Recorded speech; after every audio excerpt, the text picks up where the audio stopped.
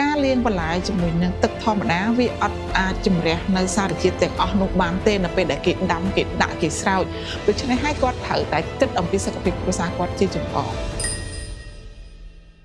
ចាជំរាបសួរនាងខ្ញុំឈ្មោះអុកច័ន្ទបូលីនដាគឺជាម្ចាស់ផលិតផលម្សៅលាងបន្លែផ្លែឈើ Soda Food សម្រាប់អាជីវកម្មរបស់បងគឺជាប្រភេទម្សៅលាងបន្លែផ្លែឈើ Soda Food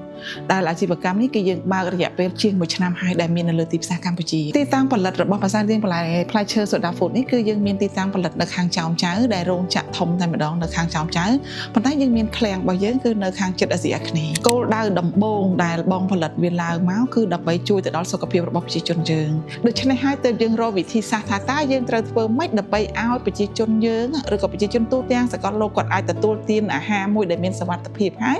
គាត់មានអ្វីមួយដែលគាត់អាចលាងសម្អាតបានធ្វើឲ្យអាហារយើងឬក៏បន្លែផ្លែឈើរបស់យើងនឹងមានសុវត្ថិភាពនេះហើយគឺជាគោលដៅដំបូងទើបយើងផលិតចេញអានឹងមកបើសិនជានិយាយពីឧបសគ្គនៅក្នុងការផលិតម្សៅលាងបន្លែមួយនេះមានច្រើនមែនតើពេលដែលយើងចាប់ផ្ដើមប៉ុន្តែហេតុផលតែមួយគត់ដែលជំរុញទឹកចិត្តឲ្យខាងបងនៅតែប្រើនៅតែផលិតអាហ្នឹងណាដោយសារមានខាងភោជនីយដ្ឋានមួយគាត់គ្រប់គ្រងគាត់ថាគាត់យកទៅប្រើគាត់ល្អហើយគាត់ព្យាយាមកំងទិញបន្ថែមឲ្យគាត់ជួយផ្សព្វផ្សាយបន្តហើយចិត្តយើងក៏ចង់ជួយទៅដល់ប្រជាជនកម្ពុជាយើងដែរអញ្ចឹងធ្វើឲ្យយើងមានអារម្មណ៍មួយថាយើងមិនអាចបោះបង់ត្រឹមប៉ុណ្្នឹងបានទេពីព្រោះការចាប់ផ្ដើមវាតែលំបាកដូច្នេះហើយស្ត្រីមេផ្ទះពួកបងចាប់ផ្ដើមផ្លាស់ប្ដូរការគិតរបស់គាត់ចង់ឲ្យគាត់គិតថាការលាងបន្លែជាមួយនឹងទឹកធម្មតាវាអត់អាចជំរះនៅសារជាតិទាំងអស់នោះបានទេនៅពេលដែលគេដាំគេដាក់គេស្រោចដូច្នេះហើយគាត់ត្រូវតែគិតអំពីសុខភាពគ្រួសារគាត់ជាចម្បងសម្រាប់ម្សៅលាងបន្លែផ្លែឈើ Soda Food នេះអត្ថប្រយោជន៍វាគឺធំធេងមែនតើធំធេងសម្រាប់សុខភាពគ្រួសារព្រោះនៅក្នុងម្សៅលាងបន្លែនេះតួនាទីរបស់វាសំខាន់គឺវាចូលទៅដកនៅសារជាតិគីមីពុលថ្នាំពុលកសិកម្មមេរោគបាក់តេរីនៅលើបន្លែផ្លែឈើទាំងអស់ដែលមានហ្នឹងណាព្រោះទោះបីជាបន្លែហ្នឹងគាត់ដាំតាមបែបលក្ខណៈ organic ធម្មជាតិពេលដែលយើងទៅបេះយកមកមានផ្ទីមានអីហ្នឹងអត់ឯងមានធ្លាប់ដែលឃើញទេវាមានដូចជាអាចៃសនៅលើបន្លែហ្នឹងអាហ្នឹងគេហៅថាជា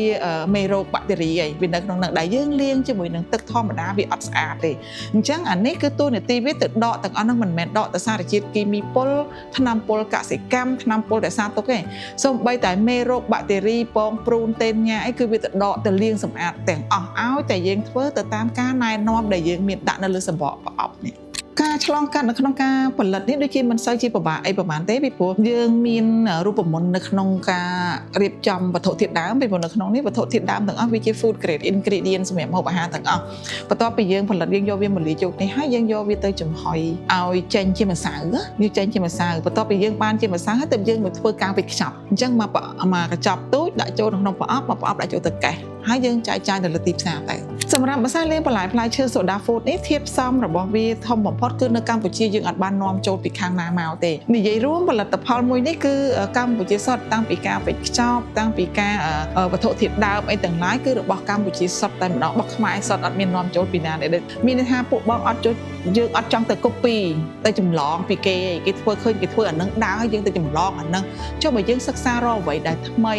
ហើយដែលងាយស្រួលជាងមុននៅក្នុងការប្រើប្រាស់ទៅតើវាយ៉ាងម៉េចដែរដូច្នេះហើយទើបសំខាន់គំនិតដែលចង់ឲ្យវាចេញជាម្សៅនេះគឺឲ្យអ្នកប្រើប្រាស់មានភាពងាយស្រួលសម្រាប់អ្នកប្រើប្រាស់ឲ្យគាត់មានភាពងាយស្រួលគាត់អាចដាក់មកកញ្ចប់ដាក់តាមខ្លួនបានហើយអ្វីដែលសំខាន់នៅក្នុងផលិតផលមួយនេះនៅពេលដែលយើងដាក់ក្នុងកញ្ចប់បែបនេះជាម្សៅគាត់ងាយនៅក្នុងការក្រិតទឹកសម្រាប់ម្សៅលាងបន្លែផ្លែឈើ Soda Food នៅក្នុងពេលបច្ចុប្បន្ននេះមិនសូវជាលំបាកដូចពេលចាប់ផ្ដើមទេពីព្រោះឥឡូវនេះយើងទទួលបានការគាំទ្រច្រើនមែនទែនពីអ្នកប្រើប្រាស់អ្នកចែកចាយបន្តក៏ដូចជាឌីប៉ូហើយនៅតាមផ្សារទំនើបផ្សេងអញ្ចឹងណា 3-4 ខែចុងក្រោយនេះគឺផ្ទុះខ្លាំងពេលខ្លះរហូតដល់អស់ពី stock កុំព្យូទ័រយើងផលិតអត់តាន់អញ្ចឹងណាយើងផលិតអត់តាន់អញ្ចឹងនៅក្នុងនេះអ្វីដែលសំខាន់បំផុតក៏វាជាមោទនភាពមួយនៅក្នុងការផលិត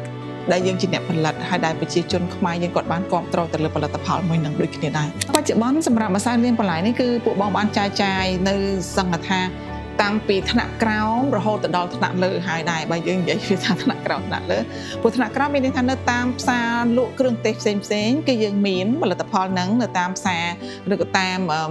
pharmacy ក៏មានដែរហើយយើងមាននៅខាងអ្នក កាត់យកទៅបោះដុំបន្តយើងមានដេប៉ូយើងមានអ្នកកាត់ស្តុកពិសេសក៏យើងមាននៅតាមផ្សារទំនើបផ្សេងៗនៅក្នុងទីក្រុងភ្នំពេញដែរបើសិនជាអតិថិជនដែលគាត់ចង់កាត់យកទៅបោះដុំ